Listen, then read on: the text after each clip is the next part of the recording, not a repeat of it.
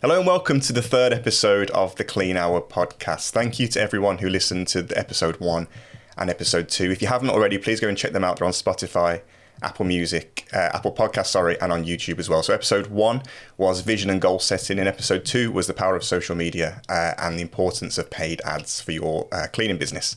So we're back today, episode 3, and this one today is all about market research. So it's how to understand your ideal customer and also how to understand your competition as well. So we're going to get into this maximum an hour, because that's the idea of this podcast. So let's get into it now. But joining me again, as always, is Matt. Matt, how's it going? A few weeks since we spoke. Yep, all good, pal. All good. Busy. You know, we're mid-flow season now, aren't we? So it is absolutely manic, but it's all good. That's how we like it. We like to be busy, don't we? So yeah, all good, pal. Yourself? Yeah, no, I'm good. I've been in Portugal, so snap back Lovely. to reality now. Week in Portugal, absolutely beautiful. But weirdly, it's hotter here now. I'm back. It was like low 20s in Portugal, and it's 30 degrees this week in Birmingham. I don't know about you. Yeah, it's going to be red hot in it this weekend. Absolutely red hot. And next week, Get red hot. Get that sun cream on, my friend. Absolutely, yeah. So, right then, so important one today. So like we said before, this podcast, each episode is going to follow on from the last, and a 12-week journey. If you're just starting a pressure washer business or a cleaning business, follow this journey. If you've already been going years, reset and follow this in order. And in 12 weeks' time, hopefully have a much better business, and you'll be much more switched on from a business point of view and how to grow it. So episode 3, market research, or how to understand your ideal customer and understand your competition. Matt, loads of businesses in this industry fail, don't they? Because they try to market to everyone. Why is it important to understand your customer, first of all, before you really get going? Yeah, you're right. And that's a key point, is what people try and do is they think, right, I'm going to be a exterior cleaner and everybody is going to be my customer. Well, they're not, are they?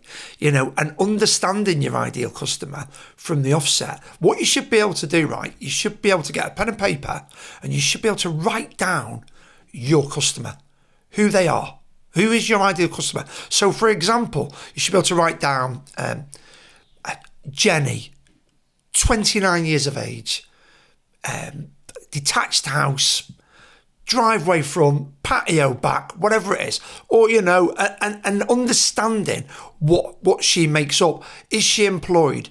Does she have a good job? Does she have 2 cars? You know, you're building this picture of this customer, right? Because not everybody is going to A, be able to afford your services, B, need your services, or even 3, want your services.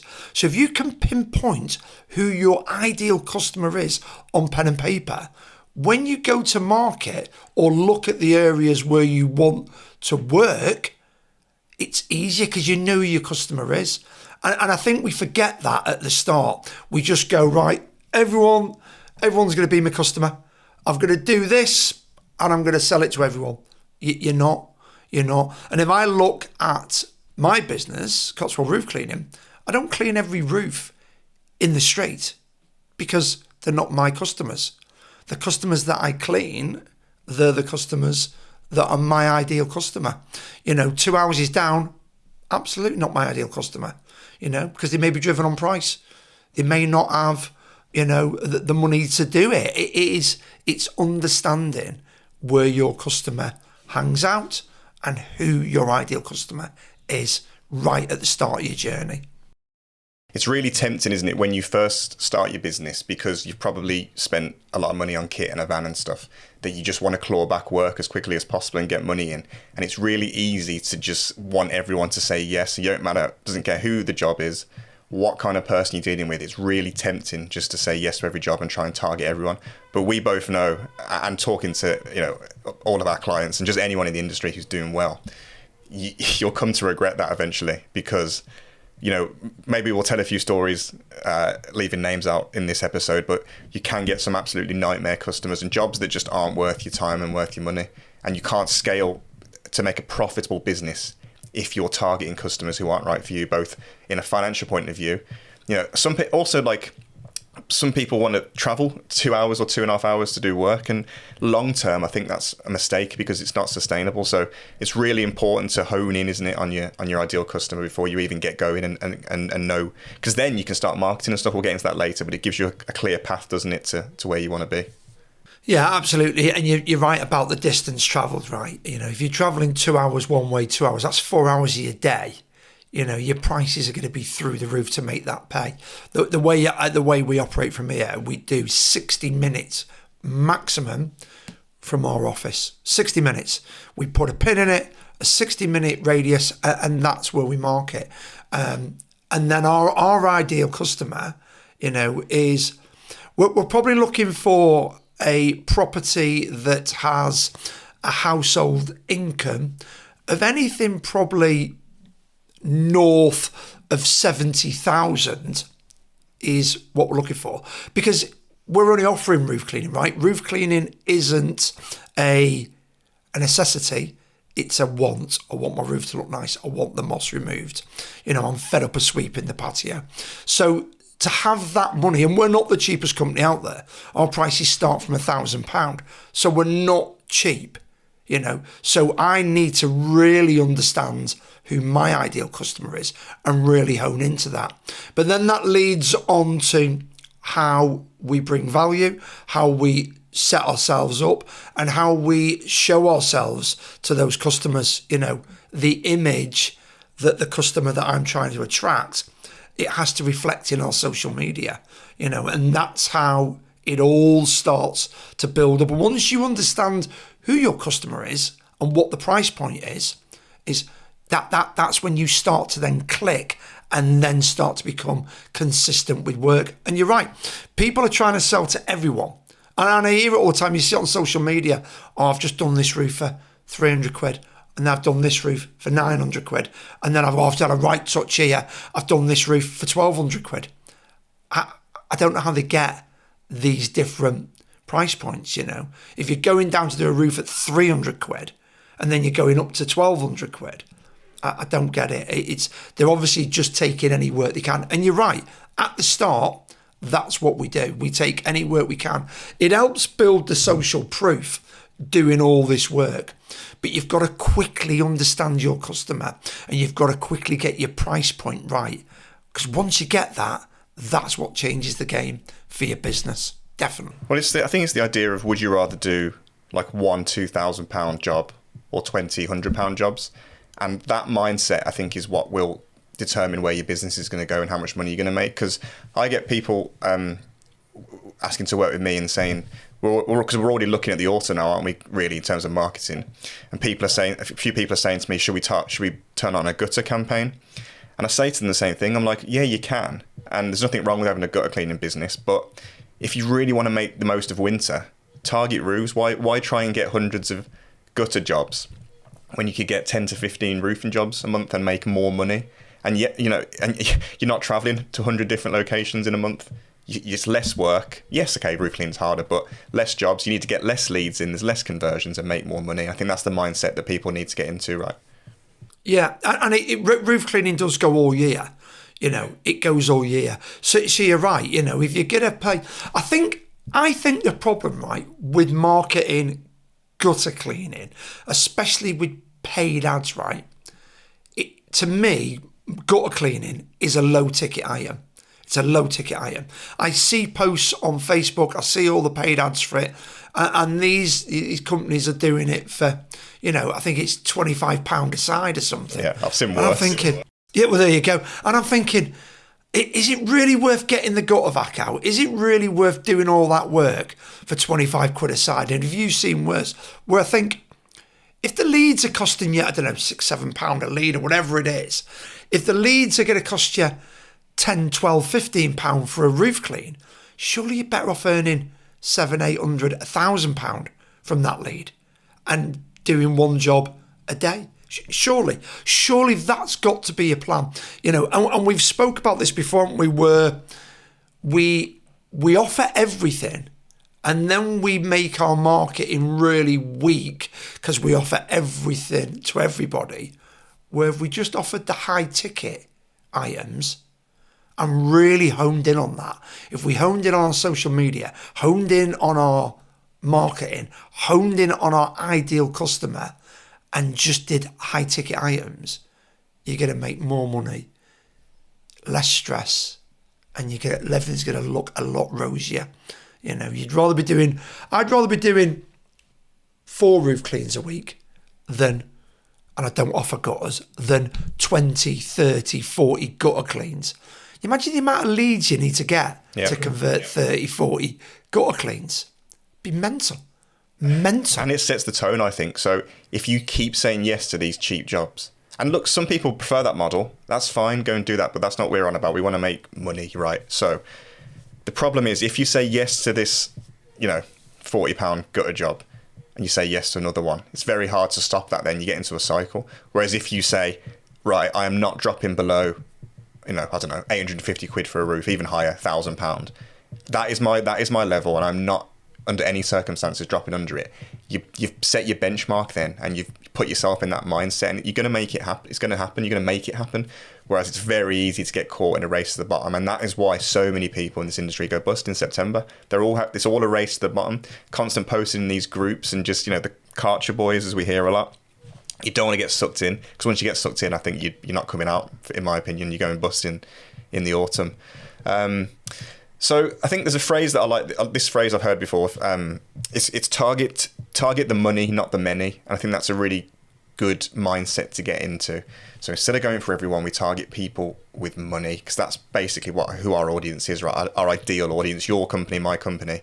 How do we start targeting these high ticket customers, Matt? And why is it important to do that? Well, if I use Cotswold roof cleaning as an example, right? When we do the flyering, when we go out and flyer, if we're on a street, we do 10 or 20 houses on that street, right? But we handpick the houses. We handpick if there's nice cars on the drive, if it's a well-kept house. We don't just flyer to every house. So we handpick, we select the properties that we want to put our flyers through, the ones that have the money, looking at the property, looking at the driveway, looking at the car. If the driveway's all been cleaned and all the windows are all nice and clean, the garden's kept, but the roof is covered in moss or it needs a clean, you're like, prime. They obviously look after the house. They obviously are proud of where they live.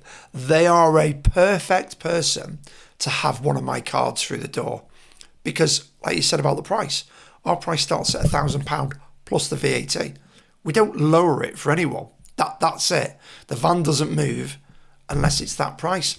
So understanding where you're putting your flyer in, if you're going door knock on the houses that have got the appearance to pay your bills. It's no good knocking on an house that's run down. They obviously don't care about the property. I go past some, and you'll find these in affluent areas. There's some houses that are absolute shitholes. They don't care. They're not going to pay me £1,000 to clean the roof. They haven't cut the grass or picked up the dog shit from the drive. It's just, I'm like, not bothering, are you? You're not going to bother with them. You need to really pick. You can very quickly go onto Rightmove, right, and search areas and see the value of properties. You can see the value of housing estates, right? And if you've got housing estates in and around your radius where you work that are £500,000 plus, then that's where you want to be doing your marketing. That's where, if you want to get high tickets with people that have got an income to pay for your high ticket service, that's where you want to be targeting. And if you spend more time targeting them areas, yes, they are harder sells. People don't get money by giving it away. They get money by being really shrewd with it, and they want the best service, but they understand value. If you are bringing value to them, then they are prepared to pay. People will pay a premium for value. People in these big houses aren't always looking, and they're not looking for cheap and cheerful. They're looking for professional value, but pain point, getting rid of their pain points. And that's where you start. What's interesting with that is when you said there's some people who have these big houses but don't do anything with them. I think there's two types of affluent people. And correct me if I'm wrong. There's the one type who are minted, but they're minted because they don't spend a penny. They're really, really tight, like Scrooge kind of thing. And then there's people, the other side, who I think you want to go for, who are they're rich, but they're not paying. They're not trying to save money. They'll happily pay for someone who they can trust, someone to do the job more effectively and to do it quickly. That they're willing to pay that. Hence why I think, people with money, they go to nice hotels because they're willing to pay that premium because they want the nicer experience. It's the same with anything. It's why they buy the better cars. And they'll be exactly the same for you. They would much rather a professional, uniform branded, professional van set up, polite business come and then pay the extra than pay the Karcher boys to come and hack away at the drive with their dodgy van. They're much more willing to do that, like you said. So it's a no-brainer to go for them. But I think people just don't know where to start. And go on. Sorry, you're right, aren't you? If we look at it in another industry, right? Let's take airlines. Let's take Emirates, right? You can jump on the back of Emirates for 400 quid, right? In economy. You can upgrade to business for £1,000, or you can upgrade to first class for £2,000-3,000, right? And those prices are just, I'm just making them up, but you get the point. The economy is always full. Business is always full. First class is always full. Emirates don't lower the prices of first class and business if it ain't full because they're always filling them. Because they know who their customers are. There is going to be customers that just want to jump on and get there. The plane's going to the same destination, right? It's going to the same destination at the same time. People in first class don't get there any quicker. People in business don't get there any quicker, right? Yeah. But what they get is value. If you fly business class and first, you get picked up from your house and you are taken to the private arrivals. You get extra baggage. You get on the plane, they know your name. As you arrive at the steps, they welcome you. Good afternoon, Mr. Brookfield. Welcome to Emirates Business. You are shown to your seat. Everything is laid on there. That is the same in the exterior cleaning world. If you think about that, there is people that are willing to pay a higher price for a value. That when you turn up at the door and you go to speak to them and you say, "Good afternoon, Mrs. Jones. It's Matt from Cotswold Roof Cleaning. Lovely to meet you. Thanks for the inquiry." You're starting to add value. When you're walking around the property, you are telling them not how you're going to do it, but you're showing them the value in your company, And one of the biggest values that people take straight away is how busy you are. There's a lead time, scarcity. They have to wait. It's a massive, massive thing. If you turn up to a house that's £1 million and say you can do the work next week, they ain't going to book you. They ain't going to book you. People with money like scarcity. They like it that it's, they're obviously really good. How many people, I ask people all the time, why did you book us? Why did you book us? And they say, because when you came to see us, you were very professional, very smart. You spoke very well about your industry. You've been in it a long time. Also, you were fully booked for 3 months. And when we got quotes, Matt, you weren't the cheapest. You were the dearest. And you still went with us? Yes. Because obviously everybody you work for has paid you a deposit and you're busy. So you must be bloody good. It shows that these customers, your ideal customers, are price isn't the primary driver. That's the thing to think about. That's not what most people think. Got to charge less. Got to try and beat the quote. These customers aren't. That's not the game they're playing. That's not the league they're in. Price is not the primary driver, and it's addressing pain points, isn't it? Right? What are their pain points with cleaners? Probably late, unprofessional, hacking away. Do they? They don't trust them to come to the house. If you can address those pain points, like we just said, take the time to walk around their property, be professional, turn up in a branded uniform, have your van clean and wrapped. You're ticking off all these pain points then. And what's interesting as well is these affluent customers, right? They're quite often physically in a gated community, let's just say, but they're metaphorically in a gated community as well, meaning if you were to, let's say there's a house of 30 million pound houses in a community, and you clean one of them and do a really, really good job, guess what? They're gonna recommend you to all their mates, because that's what rich people do. A rich person with all the rich friends wouldn't recommend someone who's awful, would they? They just wouldn't do it because they want to keep their reputation high. So you have to get yourself into the metaphorical gated community, and once you're in, I think you're in a really good place. Then there's people. Sorry to go off on a little tangent. I can't remember where I saw this, but there's I saw a business story. I don't know if it was you I was talking to. There's a guy. He's in South London, and he does car detailing. Was it you who told me this? I don't think I can't remember who it was anyway. No, go on. Tell me the story. He does car detailing, and one day Mark Gahey turned up, the footballer for Man City and England, and he decided right then he was only going to target Premier League footballers. So all the footballers come to him for their car detailing. That's all he does every single month. It's just different footballers' cars, and that's a classic example. As Mark Gahey came, did a really good job, and now he's recommending to all the other footballers, and that's his pure business now. He's making so much money with his ideal client every single week, and I think it can be applied to cleaning businesses as well. And you're right, it can. If you look at another story, a follow on from that is Yamanizer, the rapping guy in London. He was the same.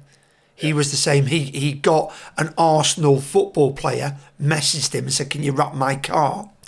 And he did it, and then all of a sudden, every footballer, every celebrity, there you go, wanted their cars wrapped by Yamanizer. And it is you do one property and do it well, then it can open massive doors for you. And also, on a flip side to that, right? We've cleaned houses, we've cleaned domestic houses for people, not knowing who they were, and on the back of that, we've taken really good commercial work. Because these people that operate in these big houses, outside of their house, they probably operate in really big companies or own really big companies. And we've done a really good job not knowing what they've owned. And then we've gone and done big commercial jobs. So you just don't know who you're working for. And another top tip I'm going to throw in, whilst you're working at these properties, right? As you know, I swear a lot. I don't swear on a customer's property. I tone the language. I really play the ball, right? But also, when I had lads that smoked, they weren't allowed to smoke on site. They had to walk down the road. If they wanted a fag, they walked down the road. Yeah. Because you don't want, if you're a non-smoker, the last thing you want is lads grafted in your garden, stood there smoking. Yeah. You just don't want it. And it was little things like that sets us apart. It literally, when you drive around now, have a look at trades. When you go past builders or you go past landscapers or cleaners, just have a look at them working and see if they're not smoking on the property. Can you imagine how annoyed you'd be if you were a non-smoker? And it's those little things. The little touches are huge. Massively. I've said before, my old business was a wedding business, and when we in the first few years, when we would book a combo package, so a video and photo, which was a multi-thousand-pound package, I'd send them this box, and in the box had like a bride emergency kit. It had some like groomsmen socks. It had like some chocolates and confetti and stuff, and I'd post it out and send it to them. And that little touch, it probably cost me about, I don't know, 15 quid a box. But the recommendations that came from it are unbelievable. And companies like Disney and these companies have got this nailed on. These little touches, they make a huge difference. And that's why Disney that's why if you go to Disney World, a lot of times you go back and back again, because those affluent people who can afford it, they get sucked in. And it's exactly the same psychology. You're right. And I know an exterior cleaner that does that. Does what? I was contacted through social media by an exterior cleaner. No names, no pack drills, won't tell you where they're from. But what he was doing was building his company with goodie bags. And he had really smart designed goodie bags. And there was I think there was a cloth in there. There was branded chocolate. There was something else. But it was really smart, and a business card, right? And he had, I don't know, let's say he had 200 of these made. He then went around placing them on the doorsteps of the houses that he wanted to work. But these weren't end terraces. Nothing wrong with an end terrace. I live in a terrace. Nothing wrong with an end terrace. But these were big £1 million houses plus, right, in his area. But and that was another thing. What he also did was he tried to find out the names of the people that lived there, and he handwrit the card directly to them.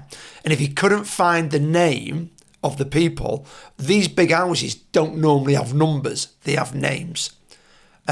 So he put it to the household, you know, to the Willow Tree House family, and then left it on the doorstep. And when I spoke to him, I think he had delivered, I want to say he delivered something like 25 of these goodie bags and hand delivered them. Didn't knock the doors, just left them on the doorstep. And out of those 25 goodie bags, I think he'd converted something like 31 grand's worth of work. Amazing. And it cost him a couple of £100 and a bit of time. That's knowing your audience and picking your customers. 100%. I have I won't say the guy's name, but he's a new client of mine, and I'll say it to him because he won't mind me telling you this. I had a call with him the other day, and he said we're all set up. He's really invested in his business. He's got a great professional setup. He's got another successful business, but he said, I'm really struggling to get the roof cleaning working. And I said, how are you marketing? And he said, every day I post in these I just keep posting all like the neighborhood groups on Facebook and stuff. He said, I've been banned from a few of them. And I said, well, guess what's happening there? I said, these Karcher boys who you're competing with at the minute, I said, guess what they all do? And he said, what? And I said, they all post in those groups like you. And he went, oh my God, yeah. And I was like, you're doing the same behaviour. And a lot of the time they're just sleepwalking into it, don't they? They don't realise that they're doing it. But this can bring us on to the next bit, which is once you know your audience, your marketing gets easier. So let's talk about that a bit. Obviously, we just touched on those bits that guy was doing. I know that guy as well. And I recommended that he sent video cards out. I don't know if you've ever seen those. So it's like you open like a brochure and there's a screen in it with like a USB video loaded on, and it says like, hey, this is me. And it's so much more personal, and that is how you attract it. It's class from that lad. It's really, really good. It's bang on the money. The marketing, let's talk a bit about that. So I guess assuming you want to go after these high ticket customers, and also it's worth saying they don't have to be these £1 million houses, but I think you want to go 500,000 at least. You want to, because there might not be £1 million areas where you are, but assuming you found the affluent areas, how do we then streamline the market into it? Because the talking points in your social videos, in your ads, how you look, it's so different to, let's just say, the Karcher boys, isn't it? So what's the first thing we should look at? Should we say social media? Yeah, I think social media is your shop window, right? It's your shop window. That's where people come to have a look at it. So they may find you through a paid ad, but then they'll go onto your social media. If your social media isn't if it doesn't add value, if it isn't portraying the customer you want to work for, if it's portraying, jack of all trades, then you're going to push people away. Giving people, I find the biggest draw for my social media for clients is the revisit videos, the revisit videos, or the what they called when I interview the homeowner. Testimonials. Testimonials, that's the word. Sorry, yeah, testimonials. That those get the most interaction, and when I speak to people, they say, "Oh yeah, we love that you went back," and they're all nice houses, right? They're all right up there in really good houses, really big houses, really expensive houses, and they love that I've gone back and refilmed them. And it's double-edged, isn't it? It's me going back to check the chemicals are doing the work, but I'm also collating the evidence of these houses. I film it while we're there, and then I film it 3-4 months later. And those bits there draw people into my shop window. And they're the biggest lead generation I get from social media is through those videos, because people love that. They love that I care enough to go back. And I spoke about this the other night on a one-to-one call with someone. People are obsessed with chasing money. They're obsessed with chasing money early on. And what we need to change our mindset to, slightly off track, is chasing trust and reputation. If you build the trust and reputation in your shop window, the money will flow naturally. And people miss that. They just go on. And the guy I was speaking to had all these reviews, right, across all social media platforms and hadn't replied to any of them. And it just looked like he was chasing the money. And you can't. You've got to chase the trust. I can't get my words out. Chase the trust. Chase the trust. Chase the reputation. The money will follow, and your customers can see that. They can see people aren't stupid, right? People aren't stupid. Looking at your social media, they get an instant impression of who you are, who your company is. And this all comes back, doesn't it, to being in front of a camera. People want to know who they are. They want to know that you are going to come and look after their property. And that's really key, that. And people miss that early on. Yeah, we spoke about this last week, didn't we? So we won't go over it too much, but it's like we said, it doesn't have a great name, this industry overall. And if we want to go into these £1 million properties, they have to trust us. And easy wins is social media reviews and getting yourself in front of the camera. I've said it before. If you go back and listen to episode 2, if you don't know this, but getting in front of the camera is just huge. It's important.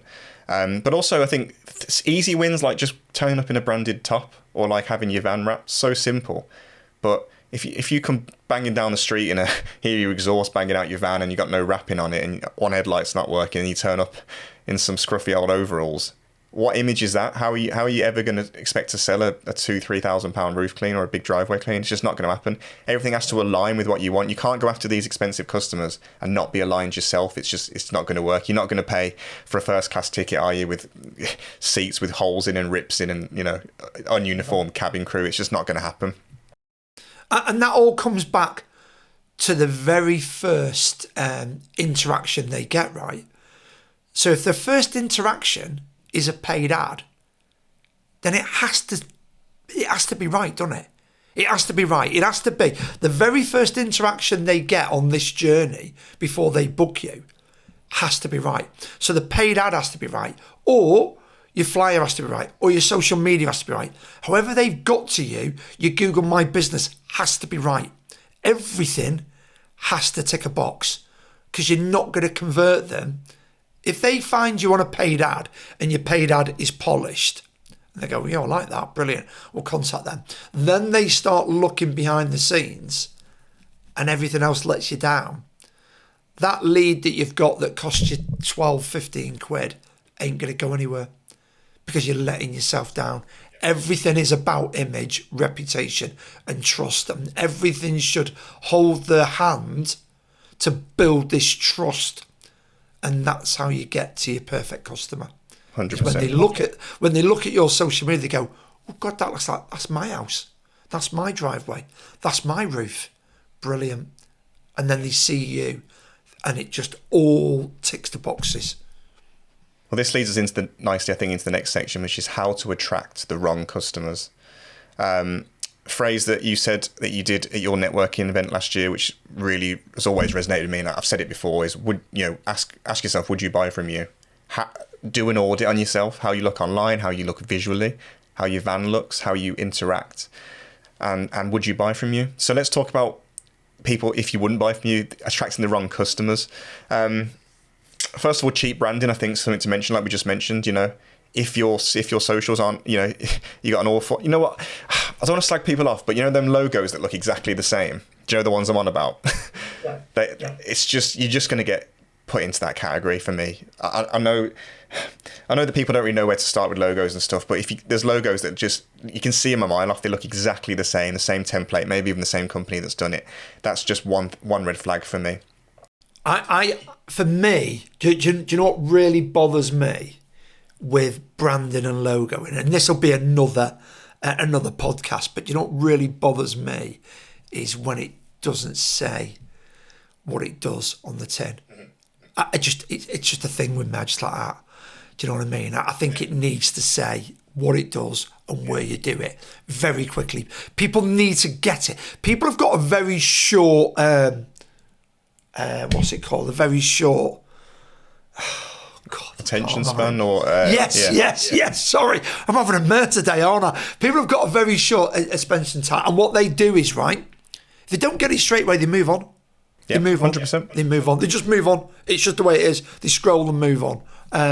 But I think attracting the wrong customer, you're right. And it all goes back, doesn't it? Everything goes back to what the customer you want. If you're messing around, if you're stood smoking on site and you're doing cheap work, because what happens with cheap work, right? If you go and do a driveway or a roof for 200-300 quid, right? And you do a good job, and you probably do a good job, you're just really, really cheap. They tell everyone. They go and tell all their friends, we've had our roof cleaned for 200-300 quid. You can't go and put your prices up because they'll think you're ripping them off. So then you're in this cycle then. You're in this cycle of doing cheap work, and then you become known for cheap work. You become known as cheap work Joe, and you just get into doing cheap work constantly. And then once you've set that precedence, how do you get out of it? Seriously, how do you get out of it? You're better off starting off with a higher price, getting everything we've spoke about nailed on, your marketing, your image, your branding, get it all nailed on. Be polite, be professional, be early, add value, all that. Because you can always slightly lower your prices. But you're going to struggle if you start off at the 200 quid roof cleaning or the 200 quid driveway cleaning to get that to 700, 800 quid, because you're going to be known locally. That's what you're going to be known for. Facebook groups, but you use Joe. He cleaned our roof for 250 quid. You'd be mortified, wouldn't you? Yeah, 100%. You're just going to be a busy fool. Earning no money. Busy fool. That is it. That's bang on. That's what most people are in this industry. Not slacking anyone off, but it's the most common mistake, isn't it? It's so, and I get it because I've felt it before in business when things aren't going well. The temptation to just lower your prices. That's the first thing you go to because you assume that's what the problem is. You assume, oh, it must be the pricing. No, absolutely not. No. That is how you get stuck in it. And like Matt said, it's very, very hard to climb up then because you got recommendations. You can't be doubling the price for someone else on the same street. It's just not going to happen. You're going to get people asking for money back, or that's what's going to happen. It can't lead anywhere good. I get maybe at the start you want to do a couple of cheap ones just to get going, maybe some family and friends. But once you are properly trading, has to be where you want to end up because you're not going to get there otherwise. And most people just sink into that trap. Hence why we said earlier, September time. Look at these groups and the vans are for sale because that's what everyone does, and that's how you attract the wrong customers. It's and it is the race to the bottom, isn't it? It's the race to the bottom. There's only one way it ends, right? It's only the number of people I speak to, and they say to me, "Oh, we're a bit slow on work. Do you think I should reduce my prices?" I just like the minute you jump on that, slippery slide, that you can't stop it. You can't stop it. Reducing your prices is the last thing. If you've got the value and you've got the expertise and you're doing quality work, reducing your prices is the last thing. You need to be looking at your marketing and you should be looking at your social media to make sure that everything aligns. Because if you're not getting the work, if you're bloody good at what you do, and, there's most people in this industry are bloody good at what they do, right? They are really, really good at what they do. The pricing will be pretty much where it needs to be, right? But they're not busy. Or they've got, going, I'm only busy for 10 days. Are you busy for 3 months if I'm only busy for 10 days? So something is missing. Something is missing that you're not giving the audience. You're not giving your customer what they need to book you. And you need to pinpoint that. Lowering your prices ain't what people are looking for. So you need to make sure that you see what it is. And it might be as simple as getting, you spoke about it earlier, right? I do that at the networking days. I ask people to honestly look at their business from a consumer's point of view. And then the question is, would you book you from what you can see online? And I would say 75% said no, I wouldn't book me. Yeah. Simple exercise. I think not prices. that's the last point to mention there is that's what you should do. If you have something actionable that you can do today is audit yourself, your socials, your van, your image, your customer service, and ask yourself what customers are you attracting, and if it's not the customers that we're speaking about in this half, change it, because otherwise you're racing to the bottom and you're not going to be in this long term. So that's definitely something you can do. That's actionable today. Okay, I think we've only got 15-20 minutes left, so I want to just go on to a bit about competition. So that's customers there, understand your ideal customers. Hopefully you found that interesting. Something to talk about now is your competition, and it's important to do market research on this before you get going, or at the start of your journey. Something to say to pre-qualify this is, don't be obsessing about your competition every day, every week. That's something that's important to say, isn't it, first, Matt, before we get into this, because people are at different stages of the journey. People are going years. People have different resources. Don't compare yourself. If you keep comparing yourself, you will always find someone doing better than you, unless you're at the very, very peak of the business. So don't do that before we get into this. That's important, isn't it? It is. I take a completely different spin on what we call competition. And I know it sometimes doesn't sit with everybody. And when I explain it to people, they're like, really? I don't see anyone as competition. Anyone. I as competitors, I don't see them, right? I do what I do, and I control what I do. I can't control all the other roof cleaners within a 10-mile radius of me. I can't control them. If they want to do it for £100 or they want to do it for £1 million, if they want to go back and clean it 6 months later free of charge, I can't compete with that. I can't control, not compete. I can't control what they do. So what I would rather do is concentrate on what I can do, worry about my business, my delivery, my value, my services, and let them do what they do. And what I tend to do is help them. If they ask for something, see if I can help them. Just see if you can collaborate with them, because they're not competition to me. They're not competitors. They're just another team of lads or girls that are doing the same as me in the same area.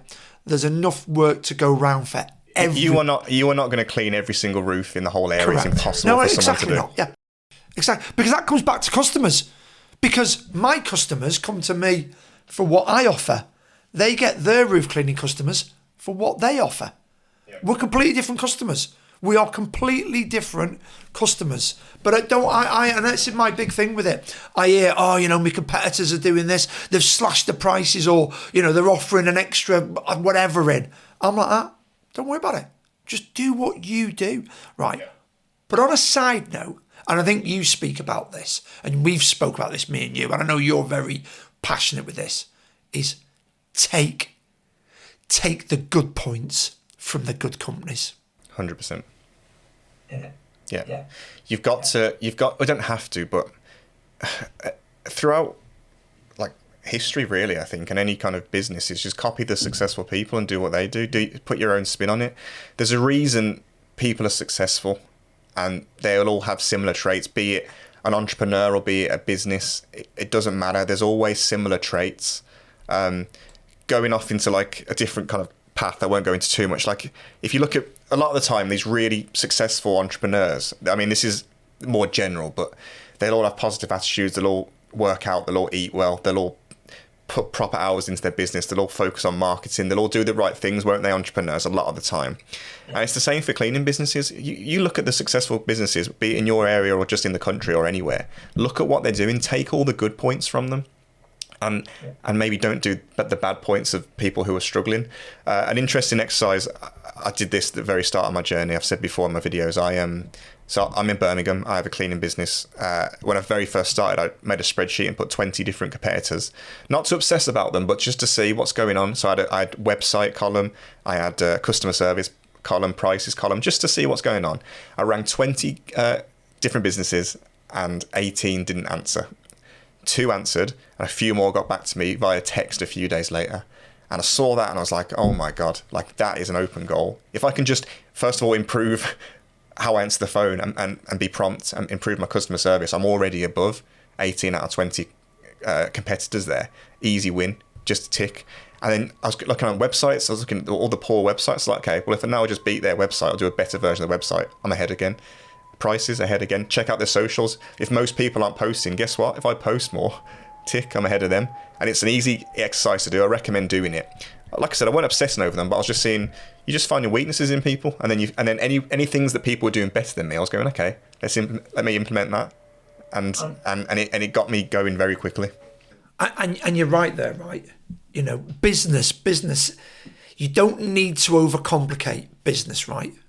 What you need to do is you need to find something that people are willing to pay for in the masses.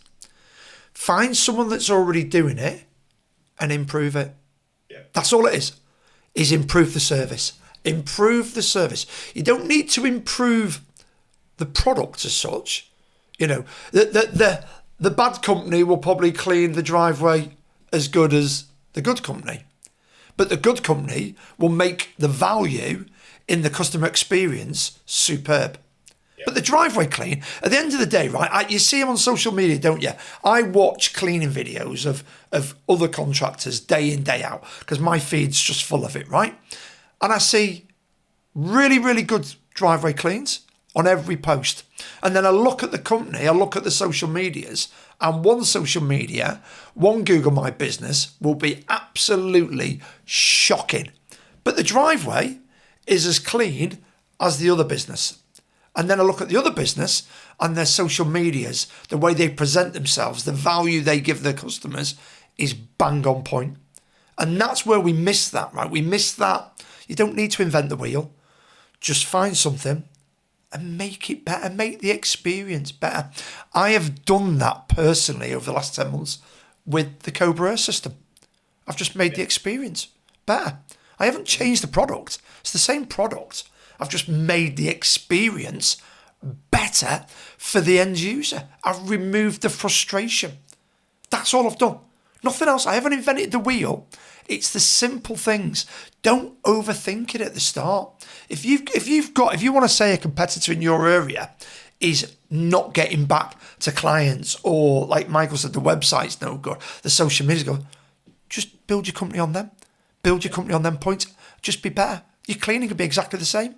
Just make everything in value for the customer better, and you'll win the race. I promise you. We've said before, yes, you have to be good at what we do, but all we're doing is cleaning surfaces. This isn't rocket science. Yes, you're working at heights. Yes, you got to know your surfaces and chemicals, and you have to do that. But the hard bit isn't the cleaning. It really isn't. The hard bit is your branding and your business acumen and your marketing and all that kind of stuff. That's the hard bit. But most people don't focus on the hard bit, they just focus on the cleaning.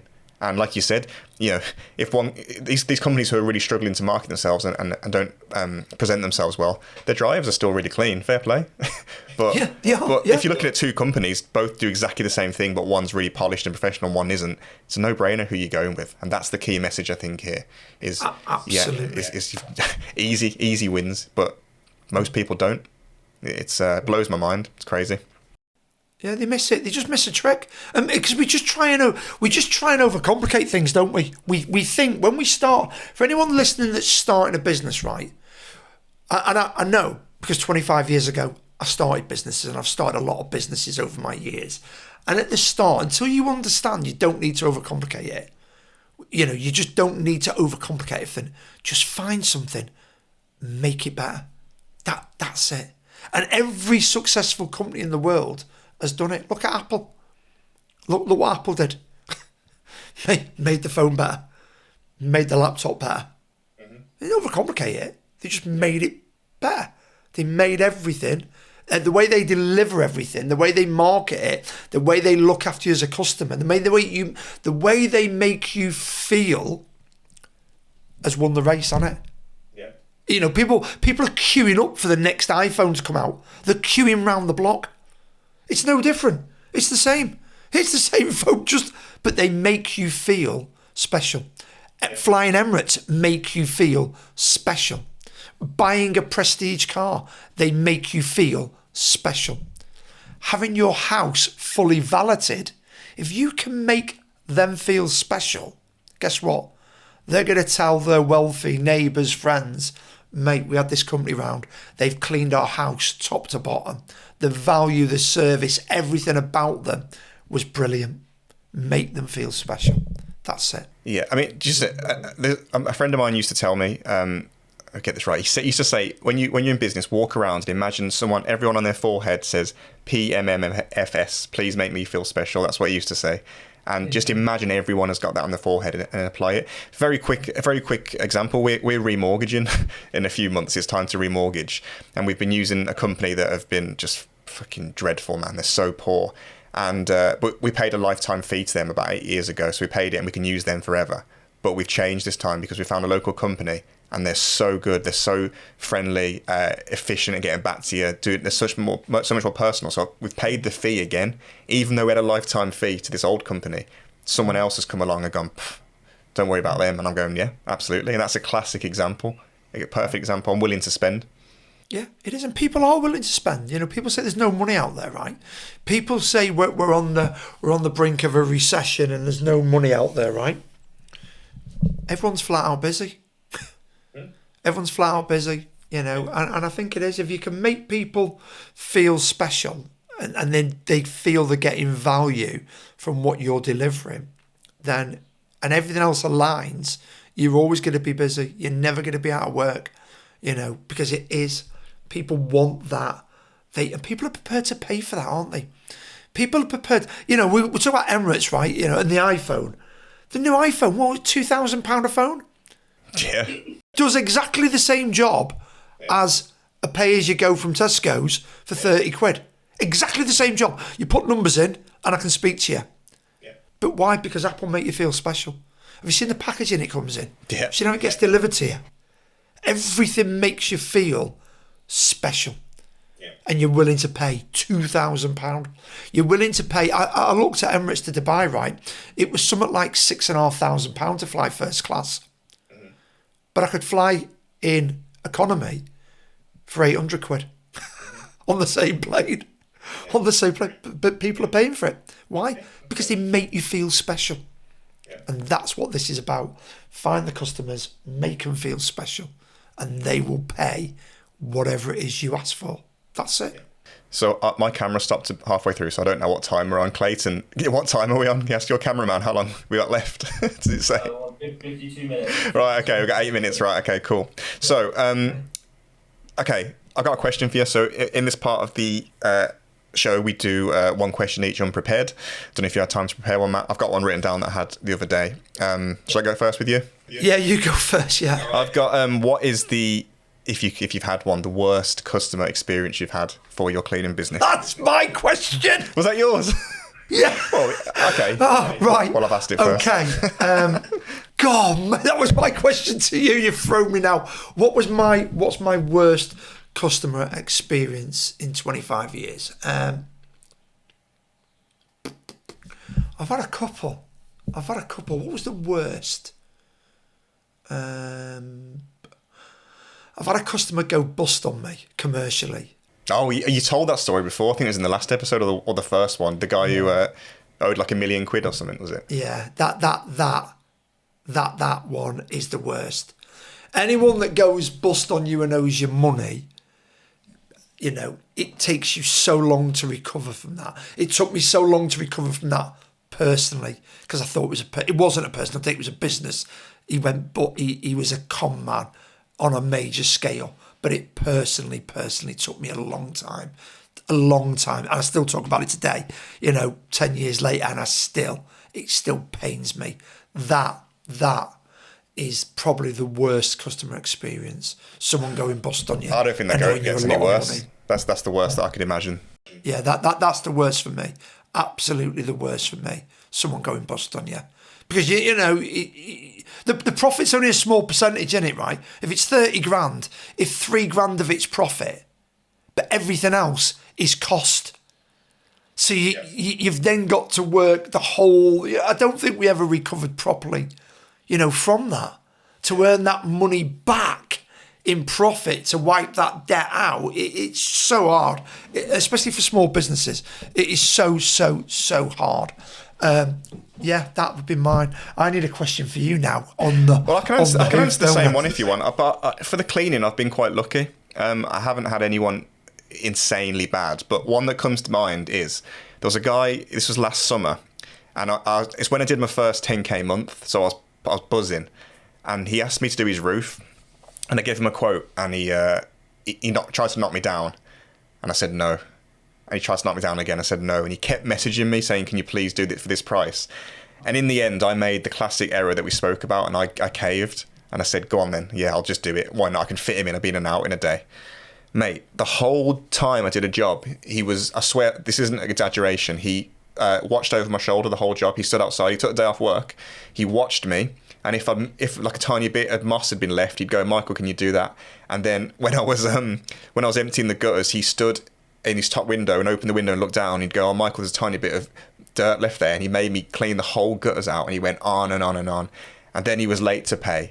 And that's a classic example of the wrong customer. He was completely the wrong customer, but it's my mistake for accepting it. But that was my most annoying customer last year, and it taught me a lesson never to do it again. As soon as you drop your price, you're weak then.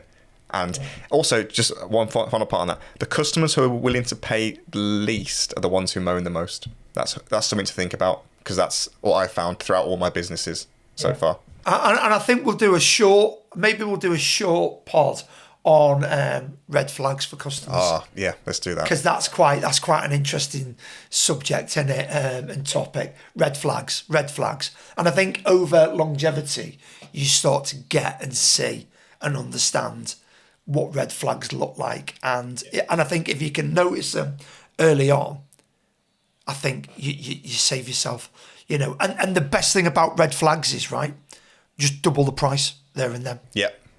You rock up, everything's been good until you get out your vehicle, you go to the front door, and then something happens and you go, "Oh shit, red flag."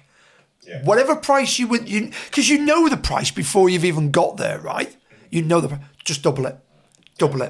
Yeah. If it's a £2,000 roof clean, the minute they say to you, "How much do you think it's gonna be, Matt?" £4,000. Right, we'll have to get back to you. Okay, yeah, brilliant. Wait to hear from you. Get in your van and go. Just double it. Right, I don't know if we're going over it. This could be the first one we go over. I'm not sure. So what are we on? 57. Oh, okay, 3 cool. minutes. Right, well, okay, we'll wrap it up there then. So yes, yeah, I think that's been a really good episode. I think some things to take away is audit yourself. Would you buy from you? Take a look at everything to do with your business and see what kind of customers are you attracting, and if it's the wrong ones, change yourself and change how you're operating, and then find out where these nice customers are and try and find them. And I think you'll have a much more successful business long term. So yes, that's episode 3. Matt, you enjoyed it? Yeah, I did. Yeah, absolutely. And one for me is, don't try and sell to everyone, because you'll sell to no one. Oh yes, good one. But I enjoy them, mate. I enjoy. I just think the value people get from it is just massive. The messages we've been getting already in such a short time, people are really buying in and going, "Mate, that's really helped me. That, thank you." Yeah, I hope so. That's what drives it for me. And any podcast suggestions for episodes, like ping them over to us via message. Or any questions for an episode, maybe we'll introduce that in a few weeks' time. But yeah, man, I'm enjoying it. Episode 4 is going to be about branding and marketing, so it's a nice follow-on from this. So stay tuned for that one. But yeah, thank you very much for listening, and we'll see you in episode 4. See you on the next one. Take care.